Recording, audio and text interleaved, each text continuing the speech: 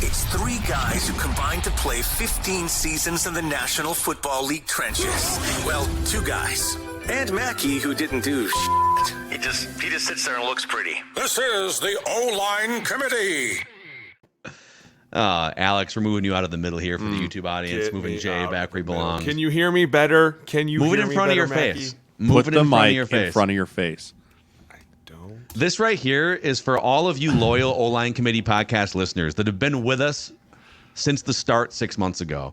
Getting Alex a louder and better microphone is on the horizon here. But for today, we're teaching Alex how to put his microphone closer to his face. It's a novel concept. It's a Professional novel concept. broadcaster, Alex Speak Boone. into the microphone, Alex. It was my neighbor that texted my wife and was like, "Get him a better mic." I was like, "See, people do listen."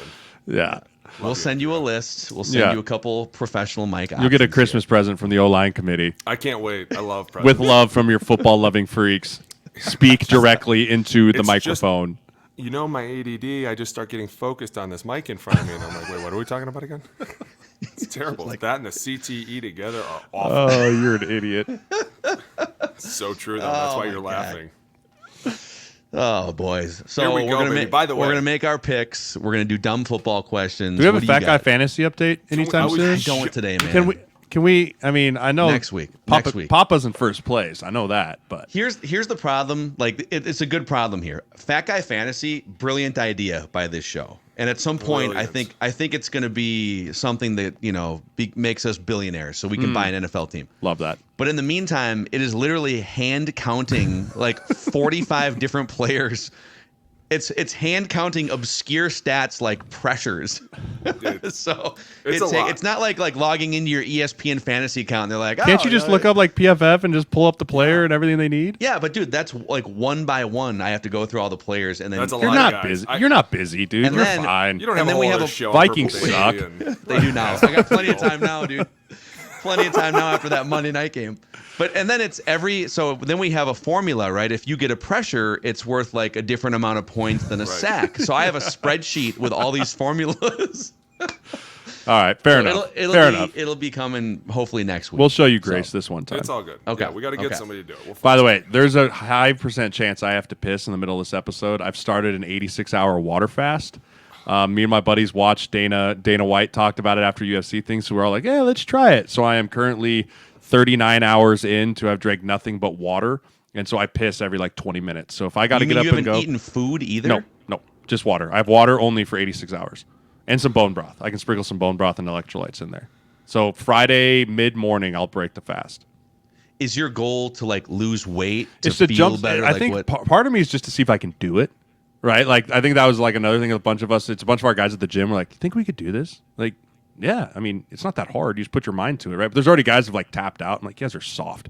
Like, it's not that hard. Just tell yourself like, I'm hungry. Well, too bad. I can't fucking eat. Okay, I'm right? learning former football players are psychos. You guys retire, and Alex is like, okay, I'm going to swim with sharks in the Bay Area now. And Jeremiah's like, I'm not going to eat for 4 weeks. I'm only going to drink water and bone to be broth. real, if you do the cleanse like that, it's amazing for your body. Like some Dude. of those, because what it does is it forces your body to kick into overdrive, and it kicks all the bad toxins out, and restarts the entire system. It's incredible. It also makes me realize how much of a fat fuck I am. Yeah, it's true like- too. You're like I'm not eating right Like, now. Look dude, how you're much like- time I have to Like do I'm real really, things it's all like day. I'm not that hungry, right? It's like I'm just bored. But you are. Like you are. Right. you are, but like you realize like I haven't eaten for 39 hours and I'm not like on the floor like kill me. Yeah. Right. Like I'm Like our hungry. kids would be. Right. Like I'm hungry. So gonna die. Yeah. But it's not like I just eat because I'm fat. Like it's pretty simple. Like I guess I really am just a glutton.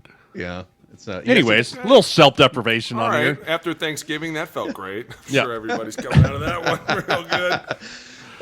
just loosen the belt and don't eat food for 4 days. Thanks, Okay. Jay. Who's the mic? We start every show here. yeah. We identify the biggest things on our mind around football each week. And if I could, I would like to start with Hit me. someone in particular. Okay. Let's talk about David Tepper. Let's talk about Mr. Tepper, Mr. Tepper, Mr. Tepper, Mr. Tepper. David Tepper, Panthers owner, is my mic. I'm going to read you a quote from his press conference after firing Frank Reich, and then we can react to this quote together. This guy. Mr. Tepper says, I do have patience. My reputation away from football is one of extreme patience. We go to the Carolina Panthers coaching tree here under David Tepper. Fired mid-season Ron Rivera in 2019. Fired mid-season 2022 Matt Rule. And now fired mid-season in 2023 Frank Reich. 3 coaches fired mid-season since 2019, including 2 that he hired as the man to lead the franchise.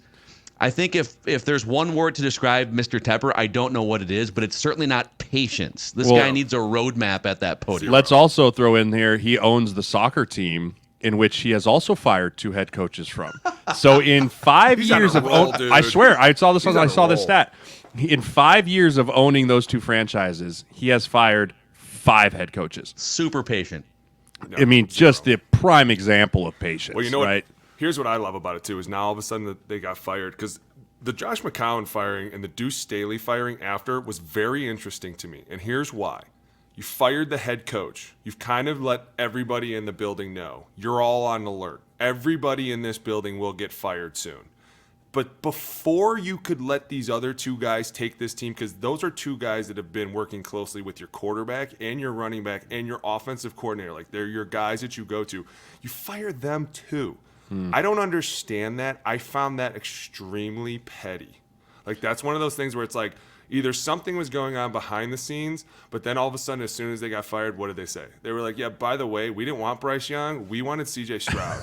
But David Tepper said he wanted Bryce Young. Just wanted to let everybody know that. The 3 of us literally sat in the meeting and were like, no, we want C.J. Stroud. You should take C.J. Stroud. And he was like, I want Bryce Young. And they were like, okay, here we go. I mean, it's like when you fire your lawyer, right? It's like confidentiality no longer exists, right? Like, you want to throw me on the street? First one, bus thrower.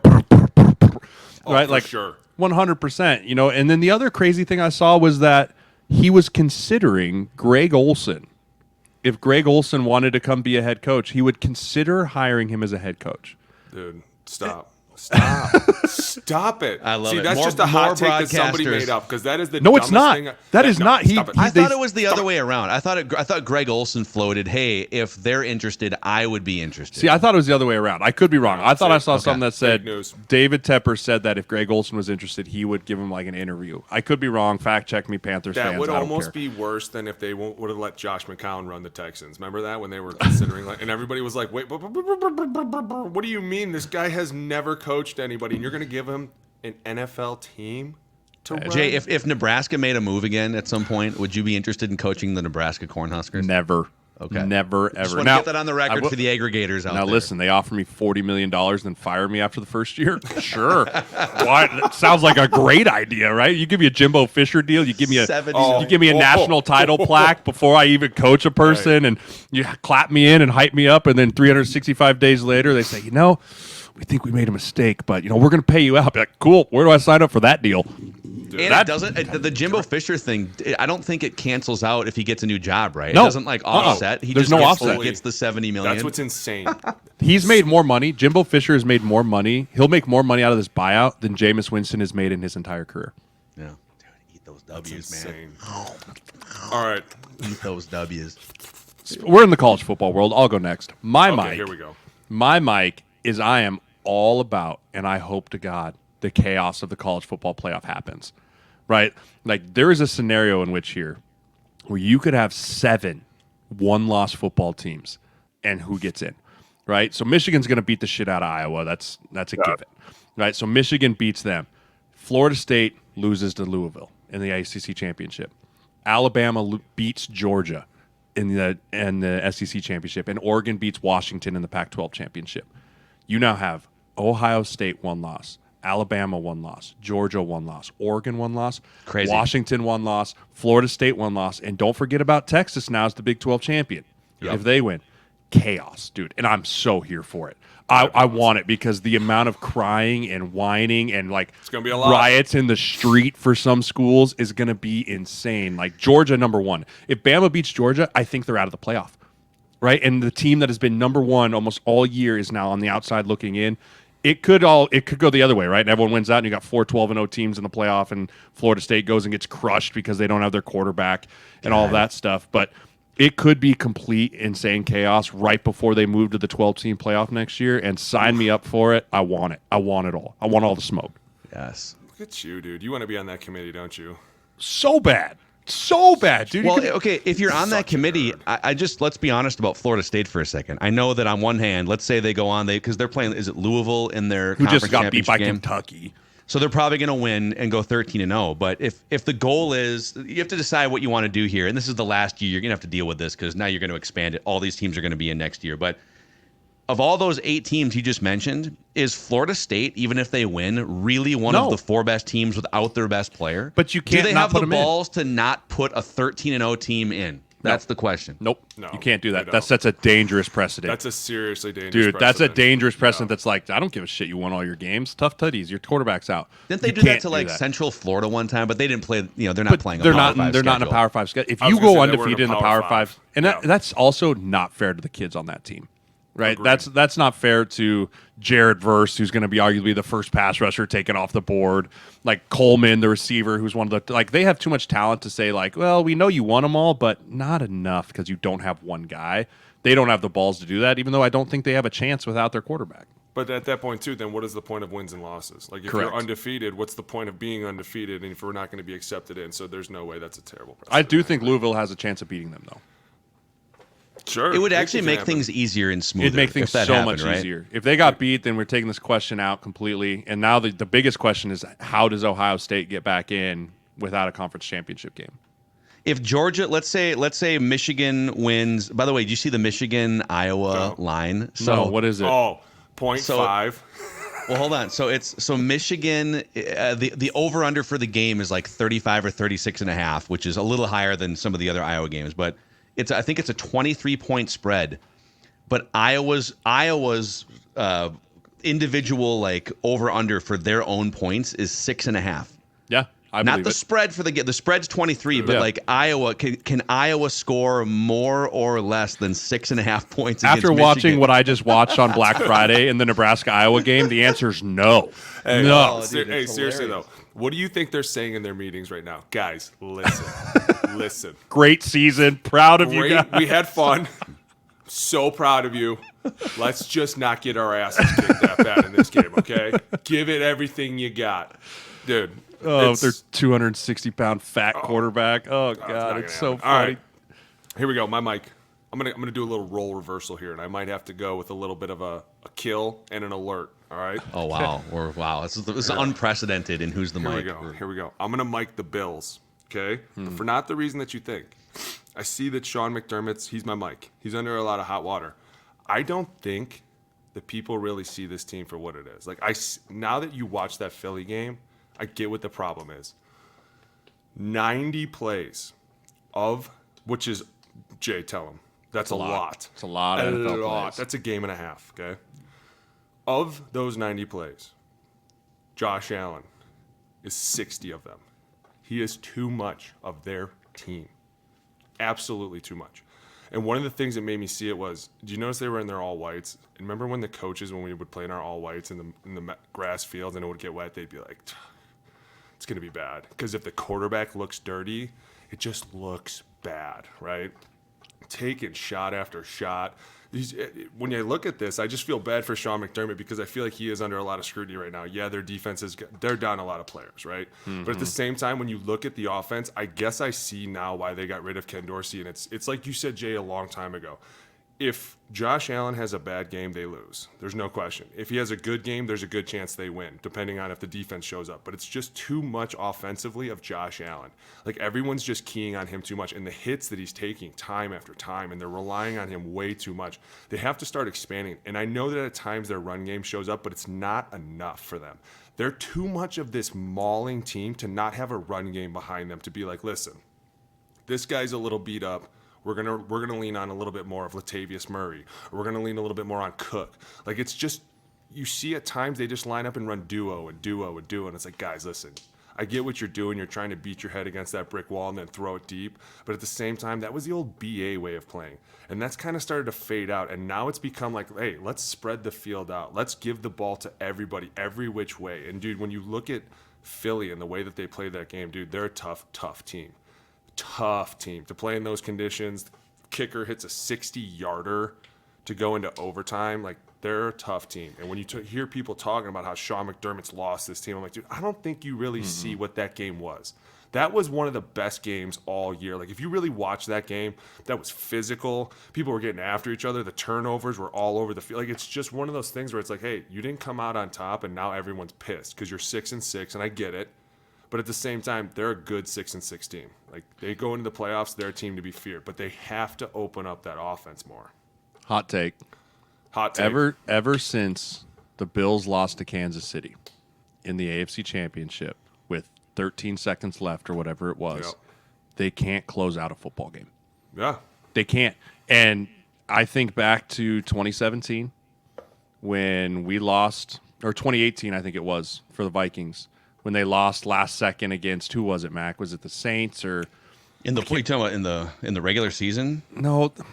There was a Vikings game that was like a last second, really like heartbreaker for us. Was it the Saints? It might have been. It might have been since I don't remember. But ever since that has happened to the Bills, they've never seemed to be able to break that over the hump thing.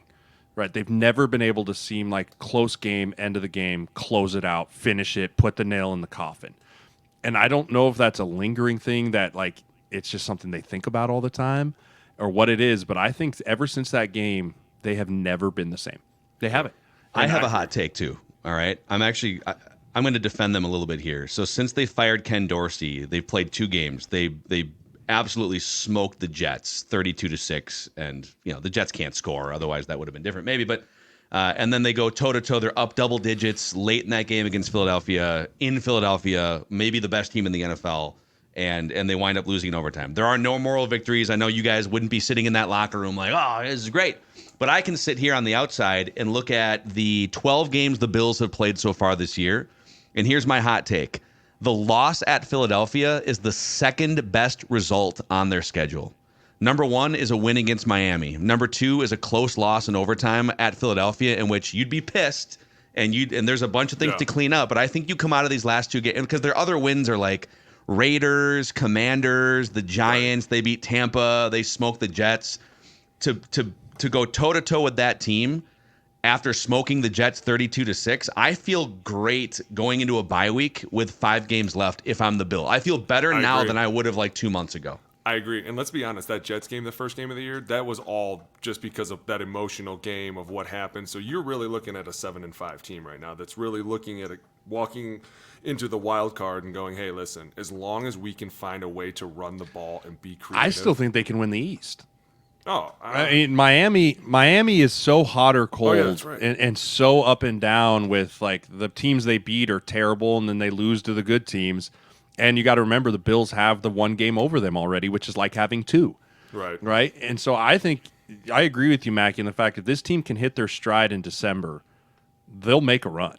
They have too much talent not to. The biggest question mark then becomes, can their defense hold up with the amount of bodies that they've just been getting peeled off of left and right? This is actually opens up probably a different avenue here in that we're so quick in the media and talking Headville to define teams for what we think they are after like September, October. And like in November, now you have opinions about who each team is, right? Like the Rams are garbage. Let's put them over here.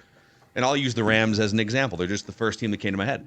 Well, the Rams are now a game out. The Rams have Sean McVay, Matthew Stafford. They've got some things. They're a game out of the wild card. Right. Williams just came back, the running back. Yep.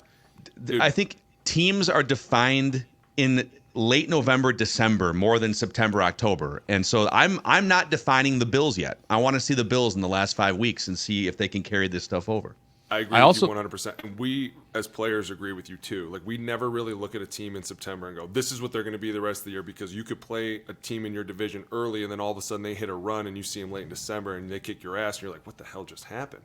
We know that there's a lot that goes into the weeks. This is when you start to see what everyone's made of. And I think the one thing that we do is, as former players, we look early on and go, listen, these guys just suck. They're making mistakes. They have too many mental errors. They're turning the ball over. They're just not doing it right. We don't feel like they're going to be good.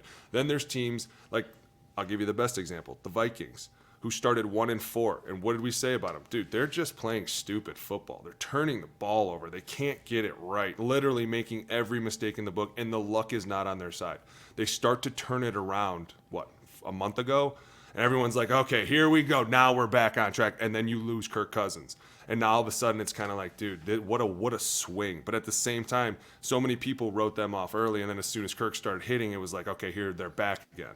And it's like, you don't know what someone's going to do until after November. And honestly, the COVID rule of IR has changed a lot of this too. The ability to have multiple people go on IR and tend to return and then return back 4 weeks later, right? Justin Jefferson's a great example of this, right?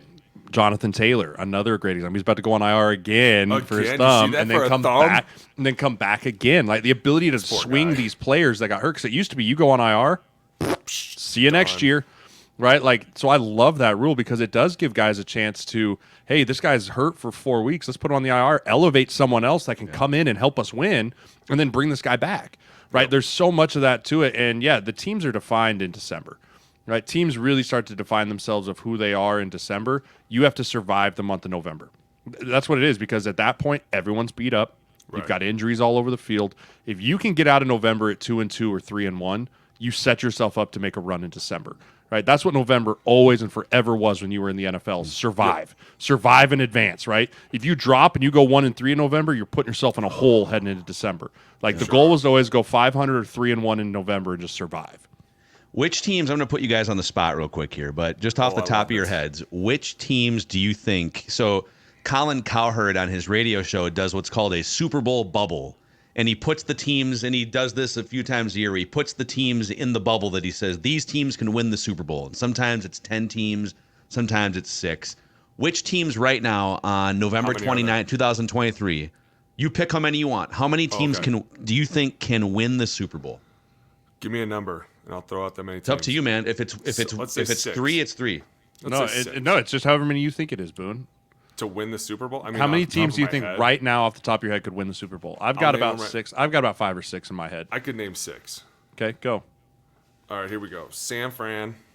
I'm going to go Dallas. I'm going to go Philly. KC. Baltimore? Baltimore, for sure. There's one more. Did I say Dallas already? Mm-hmm.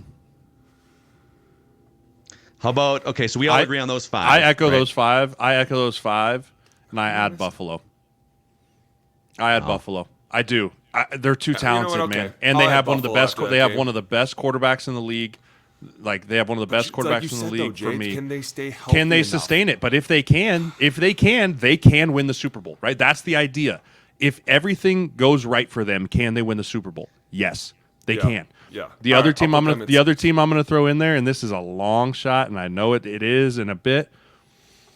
Jacksonville Jaguars. Yeah, dude. They should. Yeah. The Jacksonville Jaguars. Well, they're more likely right now than the Bills, because the Bills are technically the 10th the Bills are more seed talented. And have to climb. The Bills have to climb over to get in first. Jacksonville, after what they did going toe-to-toe with C.J. Stroud and that game and that back and forth, what a game. Such a great game.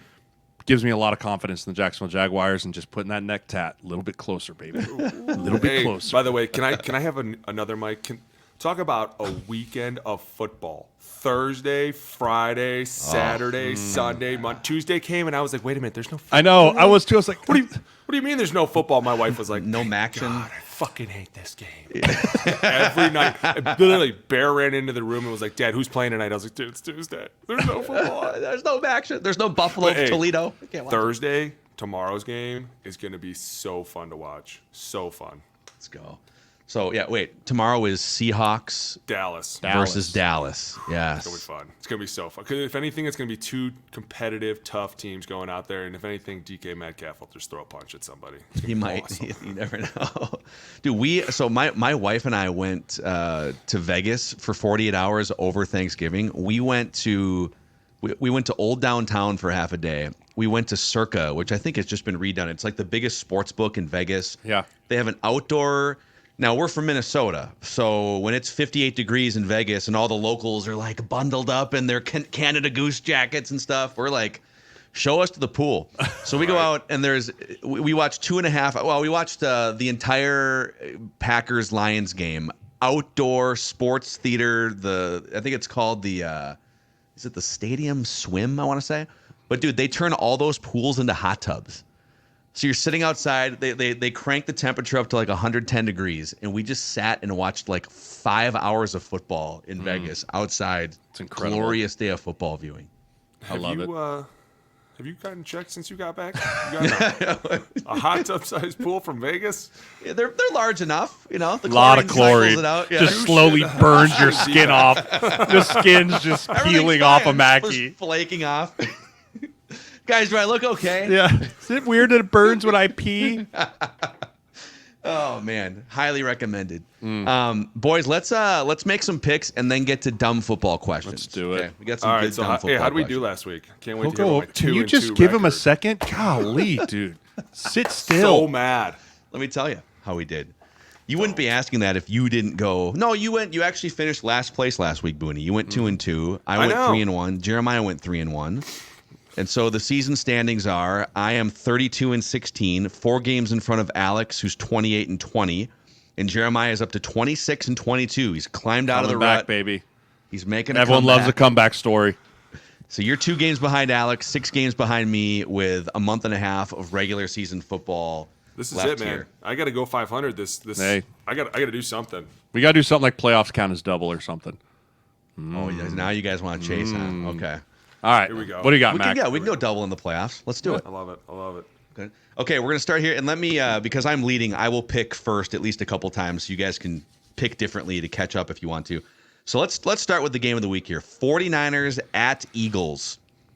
I'm going Niners, dude. I was watching ESPN this morning, just trying to see what the talking heads say about the National Football League, and they had a question for the panel this morning, and it was, how wide is the gap between the Eagles and the 49ers? And they were all answering like, how far in front of the Niners are the Eagles, right? And I took that question to mean, because I think the Niners are better than the Eagles. Agreed. Okay. I completely agree with you. I know that they're playing at Philadelphia, but I think the Eagles are going to F around and find out about the 49ers this week. So give me the 49ers straight. We pick straight up on this. Yeah, I completely agree. The Niners are a well-oiled machine right now. They're healthy. Debo's back, which has added a huge element. Trent's back. Christian McCaffrey's bleeding all over his sheets. I love it. Right? Like, Yeah, just dirty to me. his girlfriend's like, oh, blood on my sheets. He's like, you love it. Oh, you know you love it. Lick it off. Yeah. Yeah, I'm all aboard the Niners. Bruise on his tricep. It's terrible. I was like, I want to touch it too. Look how chiseled it is. Yeah, no. Team Christian McCaffrey, Team Niners, they're going to beat down the Eagles. Clearly. And hey, listen, there's a rumor, Wow. and I don't know if this is true or not, because you just can't believe anything anymore. It's kind of annoying that you can't believe anything what you hear. But if Lane Johnson is really not playing, that's going to be. I don't care who you have out there or what you use to protect them. That defense is just humming right now, and that's going to be something that Jalen Hurts is going to have to think about. And dude, last week that game in the conditions, don't get me wrong, played really well, but they did have some problems with that ball. Let's be honest. So Yeah. So just to be clear, we're all picking the 49ers without any hesitation, Zero without blinking hesitation. at all whatsoever, to go into we're all willing Philadelphia to and go win this down on game. this ship. Yeah, 100%. for sure. They're the best team in football. They're the best team in football. I agree, man. Totally. All right, Broncos at Texans. A couple teams fighting to get in as playoff teams here. Broncos have won a bunch of games in a row. Apparently, they just force 4 turnovers every game. Every game. Now. It's just their thing. So. They're just turnover machines, apparently. I'll go first here. I'm taking the Texans. I think what the Texans have done, C.J. Stroud being an animal, the Broncos have hit their stride a little bit, but this is going to be the best quarterback that they've played in that 5-game stretch. Besides, since Patrick Mahomes, when they beat Kansas City, right, and kind of got everything rolling here, this will be the best quarterback that they play since Patrick Mahomes. I think C.J. Stroud in this offense is rolling. Without that kicker missing the kick last week hurt them against Jacksonville, but he still threw for 400-plus yards. Dude's all over the map. I love what they're doing down in Houston. Give me the Texans. All right, I'm gonna follow Jay on this one, and I was kind of up in the air because I agree the Broncos have been playing weirdly okay to the point that they're winning games. Right? Kind of, sort of, maybe. Right? I don't know. At points, Yeah, people are it's like, weird. "This is great football." I'm like, "It's 12-9. Like, calm down. This is a defensive struggle or an offensive misfit at most. Stop it." But I agree with you. I think that C.J. Stroud, what he's been doing this year, we've broken down his tape several times. We love watching him. I love what he did last week, and I thought he was going to pull it out against the Jags. Huge, but still at the same time, like you said, putting up 400 yards in that game. and looking the way he did, I think he comes out this week against the Broncos and gives it to him. Yeah, 5 straight wins for the Broncos, man. It's I know. just I know, like, that's But look why at I who they've been Iowa. against. Can you go through their wins? Can you go through their wins? Do you have it up Yeah. in front of you? Yeah, hold on. Do it. Yeah. So it started with Mahomes, right? Wasn't that the one where they beat them on Thursday Night Football? Yep. When they were Yeah. 1-5. Actually, it started with Green Bay. They beat Okay, Green so they Bay beat in so they beat 1917. Jordan Love, right? So they beat Jordan Love. Then they beat Mahomes. Then they have a bye week. Then they beat Buffalo. They get an offensive coordinator fired in Buffalo. Right? So they beat Josh Allen after causing a bunch of those. So Mahomes, Allen. Then they beat the Pastronaut. Yep. They Josh beat the Dobbs and the Pastronaut, who Vikings. has come back down to earth, crashing and burning in a horrific way. Houston, we have a problem. Yes. And then Cleveland last week, 29 to 12. backup. So Dorian Thompson-Robinson, a rookie backup, who's not C.J. Stroud. So, yeah, they beat Allen and they beat Mahomes in there.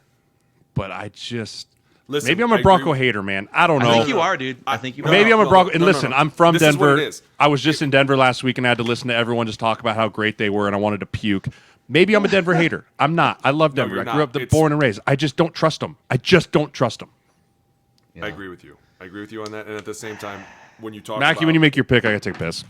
Okay, go. Too much water. This guy drinks water and bone broth for 85 hours and can't go 5 minutes on a podcast without taking a leak. All right, man. And I mean, Mackie, I- I agree with you. The 5-game win streak is one of those things where you're looking at it like, wow, they got something going. And even if they don't, they believe that they do, and they can come out and play tough. So I'm excited to see who you pick. This would be a great chance for me to just get an extra point on you guys, but There we go. Do it. I think it Do would it. be I think it'd be dumb. I think the Do it. Texans I think win you this should. game. Go for Not it. only do I think the Texans win this game, I think the Texans are just objectively better than the Broncos. I think CJ Stroud is objectively better than Russell Wilson, and I would be stupid to pick against that. Here's another thing they remind me of. Last year, the Vikings kept winning all these games, and you couldn't figure out kind of quite how and why they're winning all these close games. So, by the way, Jay, I picked the Jay, wait, Texans. real quick, before he goes, he just literally said that he thinks the Broncos are going to beat the Texans. And then No, picks the Texans. stop. Yes. No, That's not true. That's false. He's lying right now. Lying fine. Ding. Ding. So I said this. breaking. Texans objectively better than the Broncos, in my opinion. Mm-hmm. CJ Stroud objectively better than Russell Wilson, in my opinion. Mm-hmm. Call me an idiot if you want to. I know stats are stupid and stats are for losers, but the Broncos are a minus 34 point differential. Texans are a plus 27. There's like a 60 point differential between those two teams. So it would be dumb to pick the Broncos over the Texans straight up in this game. So it kind of reminds me of when the Vikings kept winning games in 2022, and you couldn't quite figure out how are they doing this? Is it sustainable? Yes. That's what's happening with the Broncos right now. It is not sustainable the way they are winning games. Nope. I think I lost a bet that year, didn't I? To a Giants game that I was steak literally was- like, well, they just beat them like 2 weeks ago. How hard could it be? That steak was delicious. 4 old fashions and 3 steaks it later. was- Okay. That was a rough Oh, night. hold on. Before you, I'm really looking forward to that steak and a beer on Michigan's dime, by the way. Just so you're aware, Booney. Just really looking Ryan forward Day's to about that. to be my next mic. Just wait. Just wait. Go ahead, Mackie. Next one. Just had to make sure I You put are that in there. 54-1. Who's got it better than us? Browns Can't lose at the big one. Rams. Browns at Rams. I'll take the Rams. Give me the Rams. 2 straight wins. Everyone's sleeping on them. They're a game back of the wild card in the NFC. And I like the Rams. I like the Rams too. You know what they've done, how they put the team back together. Stafford starting to play a little bit better. They're getting into their groove a little bit, and they have Aaron Donald. They have Aaron Donald going against a rookie quarterback. Holds the ball a little bit too long back there. It's never going to work well when 99's breathing down your neck. I like the Rams. Do it, Boone. Do it. we've aligned every We've pick so aligned far. every. You can't align on every one. I'm You're a sorry, Brown Brown. guy. So Cleveland listen, through and through. You're from You're Ohio, Cleveland. dude. You're No, Cleveland through and through. How many times have we heard on this show? I'm Brownie all the way, baby. Aren't I you bleed from orange. Denver? I bleed orange. Denver? You But I literally don't just claim said it I on went this home show for like you do. Thanksgiving. I don't Just claim it went- on this show like you do. Every week on this Jay's show, right. you're like the Browns, baby. Here we Inject go. them into my CLE, veins. Let's go, baby. Bernie's wearing Myles a Garrett all day. Bernie Myles Garrett for Kosar underwear. Listen, Myles Garrett for a sack fumble. Here we go. Let's go. I'm not worried. Brownies. Let's go, Brownies. Okay, there it is. I'm willing. Hey, this JD Hoyts is going to be awesome. Oh, I love it. Just wait. Okay. And by the way, there's not that many. There's not many great games this week. games this week. So we're gonna go. If that's the case, we're gonna go to the bottom of the barrel here. We're gonna go Falcons at Jets. Falcons at Jets. Who wins that yeah. game? I think it's Desmond Ridder against, is it Tim Boyle, baby. Tim Boyle, And that is baby. why I am taking the Falcons. Tim Boyle should not be in the NFL. I'm just going to say it. I don't know how he is. The guy, but why is that? I don't know how he's still in the NFL. And I also don't know how every week as a player you can be like, all right, Timmy, lead us to battle, pal. I don't know. I don't like poo-pooing on guys in the NFL because it's an extremely hard thing to do, especially to play quarterback. But you look around the league and you're like, there's really no one better than Tim Boyle to lead your football team. Like, I can't do it. And I think the Falcons have a good enough defense that the Jets still can't score. Give me the Falcons. Yeah. Sorry, guys. I'm with you on this one. I really can't. You can't talk me there. I can't take the Jets, dude. I just can't. chance. They can't not score. They can't score. Yeah, dude. It's the Falcons here for me too. I wish we could differentiate a little bit on some of these, but sometimes that happens. You OLine Committee picks. If you can't score, you can't win football games unless you're Iowa. I don't get it. If you can dodge a wrench, you can dodge a ball, but you can't dodge Tim Boyle. Sirles, I'm really surprised at your Broncos pick, being that you're from Denver. I'm surprised you're. Dude, Broncos fans hate me. just Do you saying. not remember our Broncos just breakdown? gave me a ton of- They just wanted gave me to a ton fly of- to my house and axe me in the middle of the night. Well, you know what? Here's a way to make them happy. Yeah. Come on. You Ride wanna or die. Let's ride. Take the Come on. Broncos then, Booney. You should. Take them then. If I you're have no- so I have no unbelievably loyalty. upset that I didn't take the Broncos, take them then. just saying. Stick it to me. Come on, stick it to me then. We're good. That's what I thought. Guys, it's great. That's what I thought. Those are your picks. We'll see if these two guys can catch the real football knower, myself at the top of the standings here. How can we It's- when we're always in agreement? Well, that's part of the strategy. You guys need to pick some different teams than me if you want to catch the king here. It's time for some dumb football questions, starting with this one. By the way, thank you guys. Every week we sift through your dumb football questions. We get to as many of them as possible. If you haven't already, by the way, please click the subscribe button and the like button on the OLine Committee YouTube channel. We just started this thing like 6 months ago, and we're almost to 15,000? 14,000. 14,000 13,600, I believe. 13,600. Amazing. Guys So are the best. thank you guys. And so we like to take your dumb football questions and throw them at Jeremiah and Alex, starting with Dave Harms, who wants to know, do pregame hype speeches actually work? Not for me, they didn't. I don't know. are Every player's different. Now, there's a few different. Let's break this down a little more. There's a few different types of pregame hype speeches.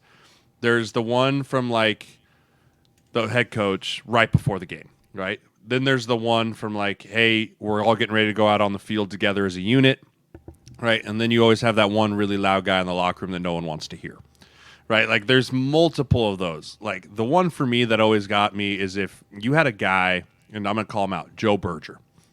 When Joe Berger would come on and you could feel the emotion out of his voice in a pregame, like, let's get going, that always felt more to me, more authentic than the guy that would sit there and scream and holler and dropping F-bombs and that, like, in the game, right before the game in the locker room. Like, that was the one where it was like, oh, he's talking, headphones on, turn the music on, I don't want to hear that nonsense. Like, and then the head coach one for me, never really a big hype guy. The head coach for me was never one that really made me. In college, yes. The NFL, absolutely not. Okay. Booney? Dude, I can't believe you just shouted out Joe Berger. What a Love guy. Joe. Love Joe Berger, dude. Love Joe. 13 years out of Michigan Tech. Come on now. Yeah. Do pregame speeches work? You were a pregame speech guy. I was. You used to Did you give. get- only you on give the 'em? field. Boone used to give the one on the field. Like when the O-line, D-line guys would get together, Boone was the one that would put them on the field. Jay, would you put your headphones on and roll your eyes No, when it Boone wasn't would give Boone. the speech? No, on the No. field's one thing. I It's was when very you got in quiet the locker room. The I locker room never for me was talked. just like, everyone shut up and let us do I it. agree with Jay. When the guys would start screaming in the locker room, it was like, dude, it's some because a lot of times we were all trying to talk about stuff. Like I was this is weird to say, but I was a very nervous guy before the game. So I had a massive checklist. I had to re-look over every single play in the playbook. I had to go back and watch all the blitzes, and I had to go through all my notes. And so I would always be asking millions of questions to everybody and trying to figure out what's going on before the game. And then, like Jay said, you'd have some guy that blaring some music that you were like, dude, I just can't even think right now. And it like guys would try to hide in the training room with the trainers. You know exactly what I'm thinking. Like, Yeah. I can't take that room right now. And then you go out there. Jay's right about the coach. If you love the guy, whatever he said, you were like, through a wall, dude. Through a fucking wall for you, man. I will do it. If you didn't like him, you were like, fuck that shit. That's so lame. I'm gonna fucking say something better out there. Don't worry, guys. I'll get you hyped. And then when the field one happened, because that was just more raw emotion. That was whatever you could think or say. And in the moment, you have to get everybody in that huddle going, because you're like, dude, I'm the trench. At some point, you're like, I'm almost the trench king. I'm ready to fucking get down and fight everybody. And dude, the best was Cowboy would break us down in Frisco. Justin Smith, by the way. Immediately stud. And he'd just come in there, studs. And you'd be like, you gotta fucking kill them all. And you just like instantly, because you love Justin, you'd just be like, I will. I won't let you down. Like, he was just one of those guys. But yeah, dude, there's some of those guys at one point, and I'm not going to name any names either, because that's rude. Mm-hmm. Somebody broke us down one time before a game. Super big F-bomb. Like the team huddle. I never did team huddles. That's a big chaotic scene. I always stood in the very back if you look. Somebody broke us down, and they went to go like 1, 2, 3, and nobody said anything. And all of a sudden somebody turned around and was like, yo, seriously, if all the people to break us down, that motherfucker broke us down, seriously? Talking about all that shit. He's not even going to do anything today. He doesn't even hit anybody. Doesn't even make any tackles. I literally started losing it. And I was like, this is a bad vibe before a game, guys. We shouldn't be laughing. We ended up losing. It was all right. I won't name names either, but there was one game, someone gave a big like locker room like, F these dudes, we're going to take them out back, and we're going to just pile them. And you're sitting there, and then all of a sudden, 10 minutes later, all right, prayer in the shower. Yeah. And then the same guy's like, bow your heads, dear heavenly Jesus. And I was like, hold on. That's not how this works. Like, you can't just say we're going to go out there and murder these dudes and be like, dear Lord Jesus, little baby Jesus, sit in your manger. Like, that for me was like, everything you just said is completely discredited. I'm laughing because the minute that happened, you looked at me and you went, is he for real right now? Dude, I couldn't do it. I go, he went from killing everybody to let's bow our heads. It was vulgar too. Like, it wasn't just kill everyone. Bad. Like, it was the worst one I'd ever heard. Like, it got really dark. It got really dark, really and personal. Then he was like, shower time. He's like, shower time, prayer in the shower. And I was like, wait. We're gonna murder their whole family. Nope. No, I can't do that one. I did prayer every time in the shower. I skipped that prayer in the shower. I'm not going to lie. Rosary, guys. I did every prayer in the shower. I was so excited to go into that one. I was like, I can't believe he just said that. I can't wait to see what he's going to say. It was insane. Yeah, that one sticks to me to this day. Is there, okay, Booney, as someone who did give like some of these speeches, do you sort of map out and plan in your head? Do you just say whatever flows through your body, basically? I just get super excited for games, and I always have, and I've always been super crazy.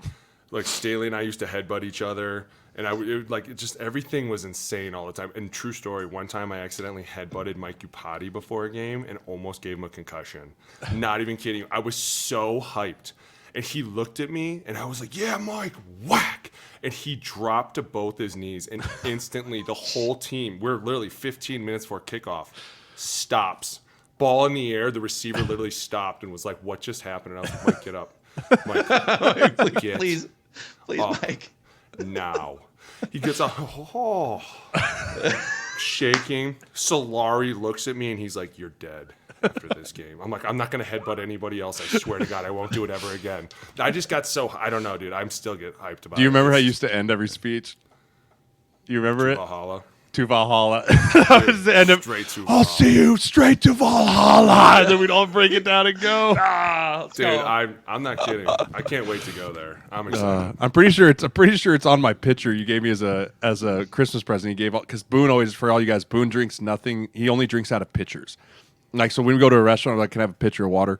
Like, can I have a pitcher of iced tea? Yeah. Like, he only drinks out of pitchers. That's all he does. For the audio audience, Boone literally has a pitcher in front of his microphone. That's all he drinks out of. And so for Christmas in, I think it was 2016, he got us all I think he got us all pitchers, and it was like our nicknames on them. It was our nickname that said, brothers in this life and the next, see you in Valhalla. That's right. Those are my dudes forever. Dude. Oh, it was fantastic. Joe Berger got one of those too. Yes, he did. Okay, when we open the OLine Committee merch store, obviously we'll have like hooded sweatshirts and shirts. We need pitchers. Pitchers. We need pitchers. That's all we drink out of. Boys. Sure. Okay, one more dumb football question here for this week.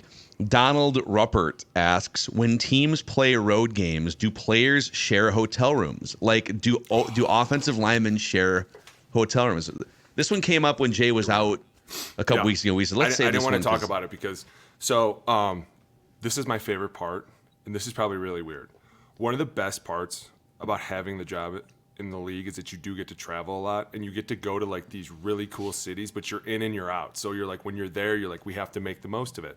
When you go places, rookies always bunk together, right? Because you're a rookie. Doesn't matter who you are. Jordan Addison will have a roommate with somebody. It's the rookie way.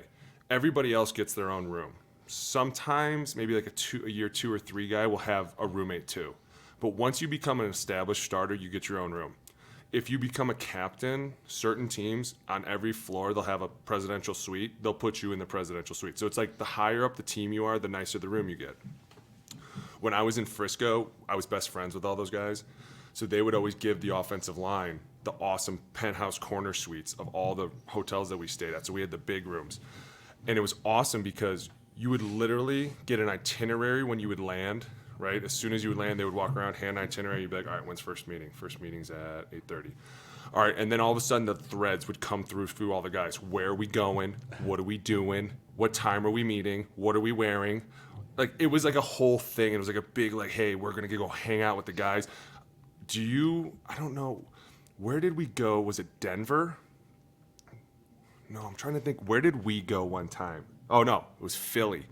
Yeah. Del Frisco's. Del Frisco's in Philly. That was one of the as soon as we got there, we had an itinerary ready, and everybody's like, what room are you in? And the greatest part about it is, like, you go do this awesome dinner, you have a lot of fun with the guys, you break bread, you go back, you meet, and then as soon as you're done, everyone's like, what room you in? Yeah. What are we doing? Coming to play cards? Yeah. Come watch some film? Watch some TV? And it's literally like a slumber party. You could go, I'm not even kidding you. There's an adult slumber guys, party, man. And they're all in 4 rooms. That's it. Like, everyone's literally just sitting in there. And at times there's so many guys in the room. You're like laying on the bed and there's a guy sitting on top of you. And you're like, if you walked in, at times I would walk into a room and be like, if I had a camera right now, this would be the weirdest picture to explain. 7 giant humans all sitting on 2 beds watching Crowded on booning each other. watching the Pac-12 after dark game on a Saturday night. Right. Roll call comes in. They're like, hey, listen, it's bed check. I'll come back in 30 minutes. Y'all get the hell out of here. You're like, come on, dude. All right. Just let us sleep in the same bed just one time. See, Dude, so I had a roommate my first 4 years in the league. I didn't have one my last 2. But the thing that would drive me bonkers is if you got rotating roommates, right? Like I roomed with TJ Clemens the whole time he was there, which was great because TJ did his thing. I did my thing. We had our routine. But then all of a sudden it was like guys started getting hurt. And so then I was with Zach Karen one week, and then I was with Nick Easton one week. And like that drove me nuts because I'm such a routine-oriented human that like when you're all of a sudden the first thing that gets thrown off is who you're staying with, it used to drive me bananas. Like I was like, dude, just give me the same guy. I just need, because we know how each other sleep. Like I don't know if this dude snores. I don't know if this dude can't breathe and has sleep apnea at night. I don't know if this has like night terrors. He's going to get up in the middle of the night and scream. Like, I don't want to deal with any of that. I just want to know who my guy is, do my thing, sit down, eat my ice cream, go to bed. Right? Like that was the other piece of the road games is the night snack. Listen, if you ever think that all NFL players are the epitome of health, go watch the pre-night snack. It's pizza, ice cream, cookies, and everyone's just why do they make that available? Like why wouldn't it be a bad thing to eat a bunch of crap? Dude, I think it's just like it's I don't know. I can remember like as soon as the team meeting was over, everyone just go pile up ice cream. I swear to God, we'd all just be sitting there like, again, slumber party, just eating our ice cream, watching the college game. Couldn't be happier. Loved it. See, I get nervous. Yeah, burgers, chicken nuggets, fries, pizza. It was fantastic. I get nervous to take a dump on a flight. Like I like start to limit my food the night before traveling. You guys are playing in an arena with 70,000 people, and you're eating like ice cream and pizza and 100%. hot dogs and 100%. With no concerns about stomachs. I will say I didn't go stuff. this crazy the night before a game, but like after a game, it was on. Like, you could get so much stuff on the plane. It was over. The amount of Uncrustables I crushed on plane rides home was absurd. You know Dude, what? I'd have like 8. How about this? Check this story out. You want to hear a fucking story? I got caught. Literally, my wife just brought this up to me a month ago. She goes, somebody was talking about, literally asked me like, hey, what was it like on the plane ride on the way home? And my wife was sitting there and she was like, oh, I'll tell you.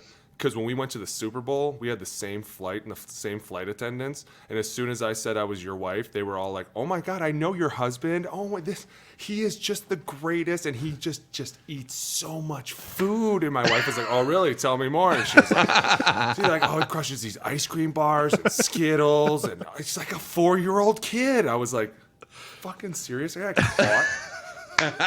Kathy, How why are you the telling fuck on me? am I going to get caught at work eating candy? Like, this is unbelievable. Yeah, no, the plane ride home post game were because they always right after the game they always try and feed you something super heavy, right? Like you'll go to get back on the bus after a game, they're like, "Here's a cheesesteak sandwich." Well, or like in Chicago, it was like, "Here's a deep dish pizza." There you go. And like It's city-based. It's city based on where you're at, and like you're kind of hungry, but like right after a game, you're really not starving because your blood's still hot and you're trying to come down. But once you get on that plane and you're like 30 minutes in that plane ride, the hunger turns on, right? And it is full feed. Like they walk by, like ice cream. Oh, you got a cookie? Yep. Keep it coming, right? What else you got in there? You're like Skittles? grab Yeah, bags, for sure. Skittles. They'll bring like Sour things of Patch chips. Kids? You'll be like, yeah. I'll have 4 bags of chips. Like, oh yeah, the plane rides home are just full feed, full nonsense. And the best is the guy that brought it the bottle. All of a sudden, everyone's drinking, and you're like, "Wait a minute, what the fuck is going?" Where'd you get that Dude, from? Best time we ever had, and I can't remember what game it was, but I know it was a really long flight because everybody made fun of him.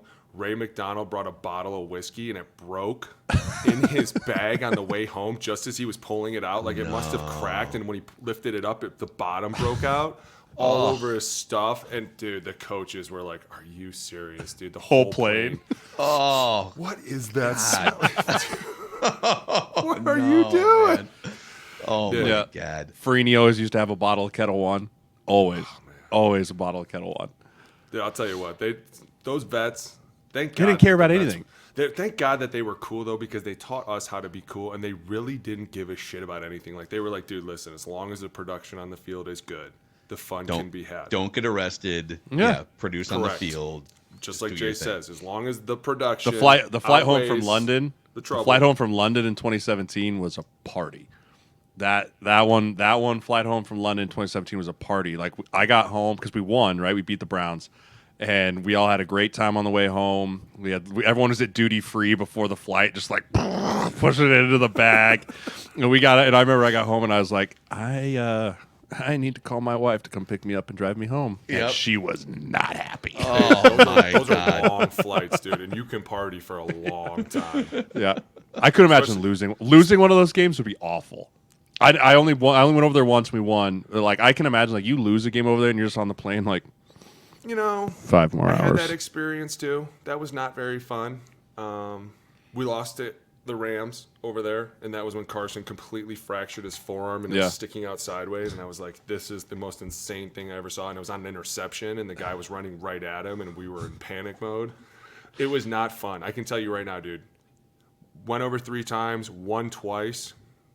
Don't even remember the flights home. That's how fun they were. Right? It's one of those experiences where it's like, "Hey, everybody, quickly, we remember nothing." Okay, and you're like, "You got it."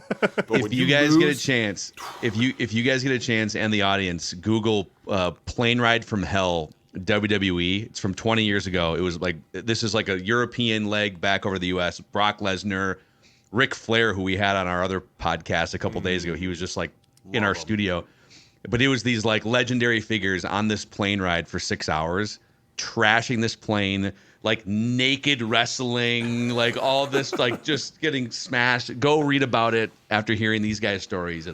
It's fun. Like The you plane got- ride it's homes so after you win are fun. Yeah. So, all right, we gotta get to our film reviews here too, which you guys are gonna find on the YouTube channel here this week. But thank you for hanging out with us. Thank you for your dumb football questions here on the OLine Committee. Phil, Jeremiah, Alex. This is an offensive line lifestyle podcast.